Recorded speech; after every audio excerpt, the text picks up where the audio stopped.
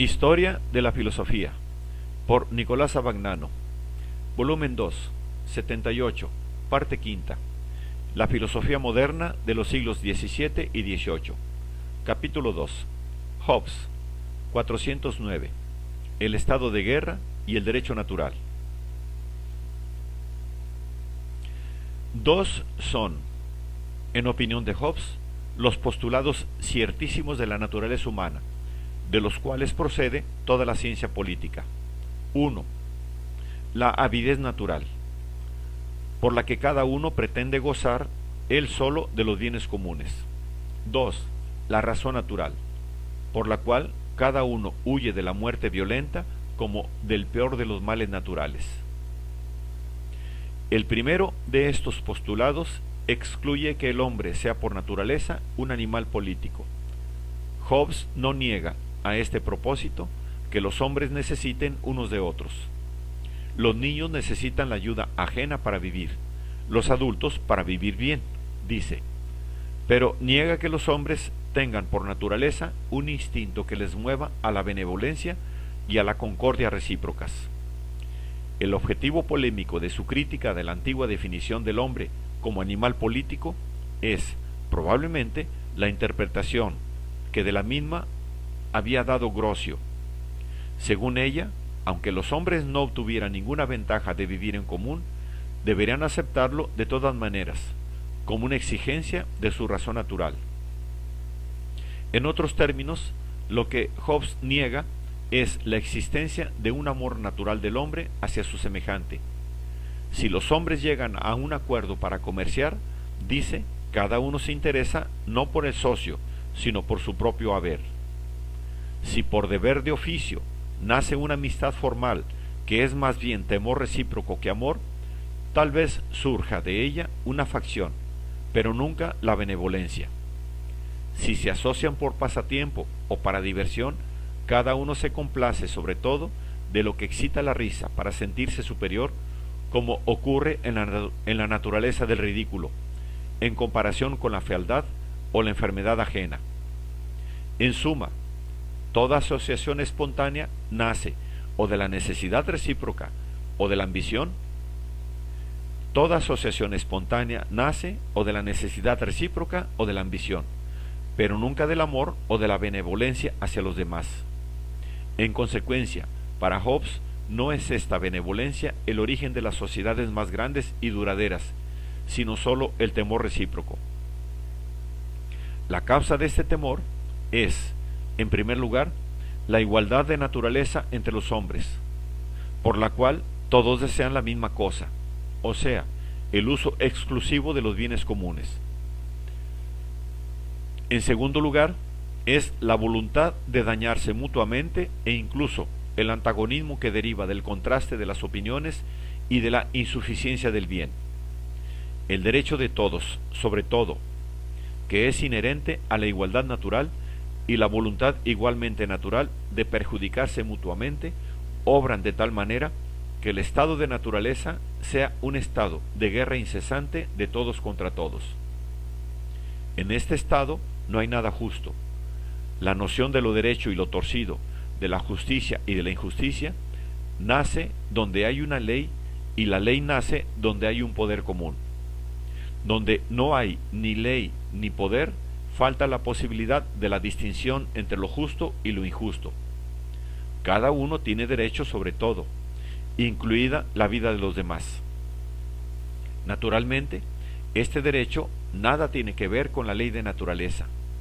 Esta, como veremos, consiste más bien en la eliminación, o por lo menos en la limitación radical del mismo. Es más bien un instinto natural insuprimible, ya que, observa Hobbes, cada uno es movido a desear lo que es bueno para él y a huir de lo que es malo para él, pero sobre todo a huir del mayor de todos los males naturales, que es la muerte, y esto con una necesidad de naturaleza no menor que aquella con que la piedra desciende hacia abajo. Pero este instinto natural no es, dadas las circunstancias, contrario a la razón, porque tampoco lo es hacer todo lo posible para sobrevivir. Y como el derecho, en general, es, precisamente, la libertad que cada uno tiene para usar las facultades naturales según la recta razón.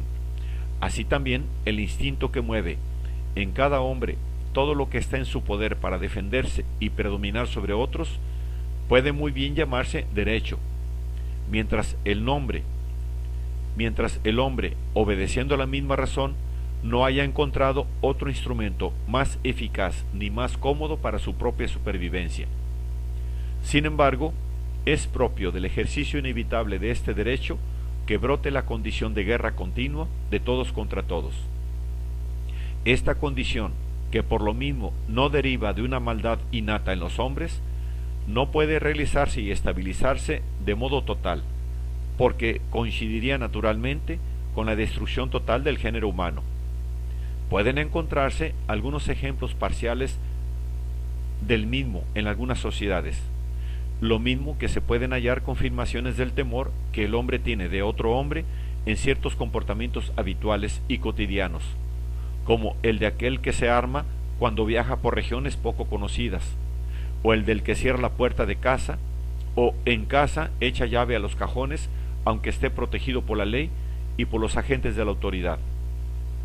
En todo caso, la simple amenaza potencial del estado de guerra impide toda actividad industrial o comercial, la agricultura, la navegación, la construcción de casas y en general el arte y la ciencia, poniendo al hombre a nivel de un animal solitario embrutecido por el temor e incapaz de disponer de su tiempo. Si el hombre careciera de razón, la condición de guerra total sería insuperable, y el embrutecimiento o la destrucción de la especie serían el principio y el fin de su historia.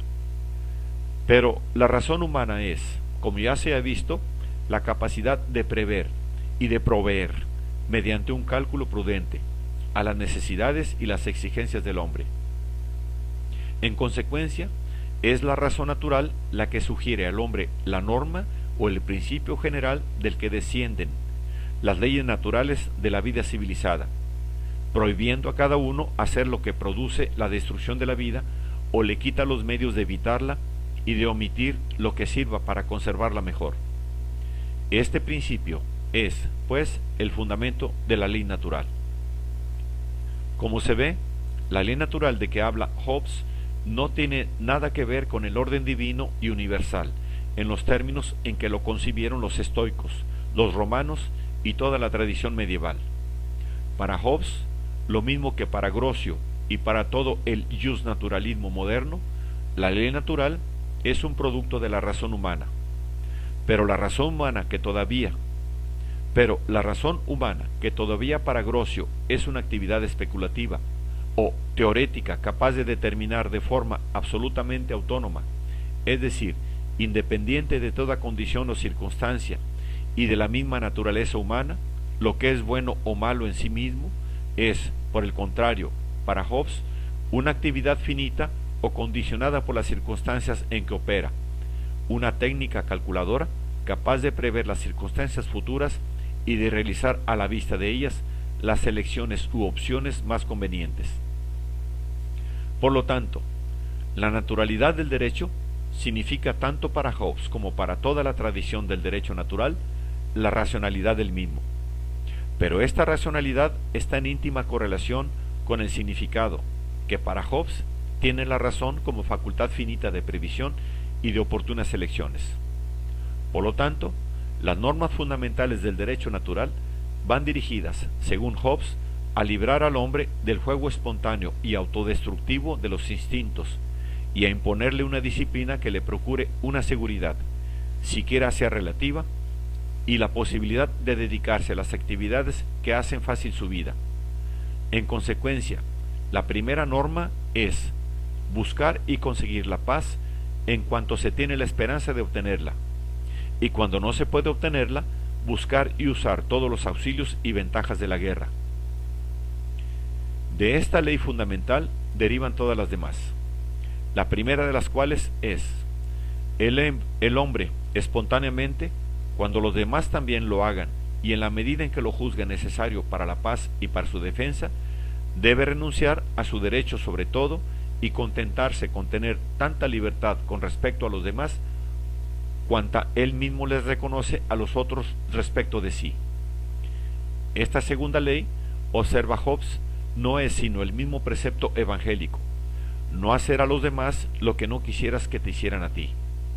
Esto significa el abandono o la transferencia del derecho ilimitado sobre todo, y así permite salir del estado de naturaleza, es decir, de la guerra continua de todos contra todos, e implica que los hombres formulen pactos entre sí con los cuales renuncien a su derecho originario o lo transfieran a personas determinadas. Pero, naturalmente, los pactos, para ser tales, han de ser observados. De manera que la segunda ley natural es cabalmente la que necesita atenerse a los pactos, o sea, observar la palabra dada. Después de estas, Hobbes enuncia otras 18 leyes naturales, que en total suman 20, a saber: 3.